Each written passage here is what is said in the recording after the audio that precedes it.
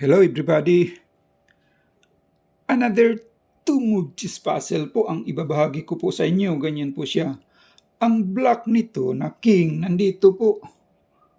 Mayroon siyang isang bishop, isang pawn, at isang knight. Samantalang ang white, nandito yung kanyang king. Mayroon siyang queen, nandito po. Ganyan po. Ang direksyon ng black ay papunta rito. Wala namang pawn itong white. Sa loob lang ng dalawang tira ay mamatihin itong king. Mayroon lang siyang isang matatakbuhan dito po. White first to move and block mate in two moves. Samahan niyo po akong himay-himay natin po kung ano ba talagang tamang kasagutan po. Halimbawa, itong queen niya, wala na siyang ibang opisyal, maaari po siyang mag-check. Dito, check. Sagot na ng black, mayroon siyang pang-cover. Nasaan na yung check for mate? Pag nag-check siya rito, babalik siya pag kukover din, di wala pong mati. Wala pong mati dyan po. White first to move and block mate in two moves. Halimbawa, kakainin na lang niya itong kanyang knight para mag-check, check. Ganon din naman, kukover siya. O nasaan na yung check for mate? Tapos na yung two moves.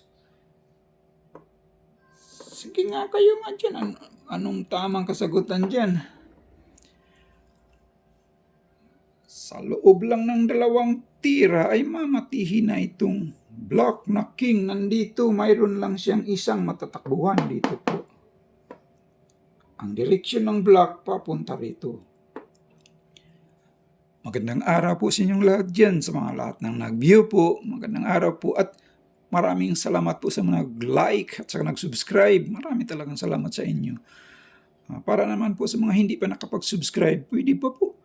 Bigyan nyo naman po ako ng isang bagsak lang po. Pakiclick lang yung subscribe po. Pati na rin yung notification bell sa right side ng subscribe. Parang magtuloy-tuloy naman itong laro-laro natin. Isa lang po itong libangan po. Ganyan po ang ibabahagi ko sa iyo, itong two-move chess puzzle po.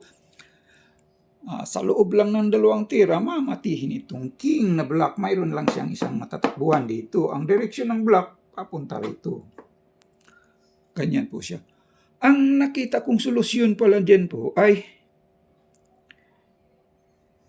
ito lang. Queen, pero hindi po siya mag-check. Queen A1. That is the right move. Halimbawa po, pag ganyan, i-move tong kanyang pawn. At checkmate siya dyan, bye. I-move lang to, check, checkmate. Hindi naabot yung knight niya. Pag ganyan, titira siya ng knight, hindi naman kasi aabot dyan. Pag ganyan, itira niya, ma-checkmate pa rin po siya dyan, checkmate. So, that is the right move. Maraming salamat po sa lahat ng mga view po. Please like and subscribe na lang po sa mga hindi pa nakapag-subscribe po. Thank you po.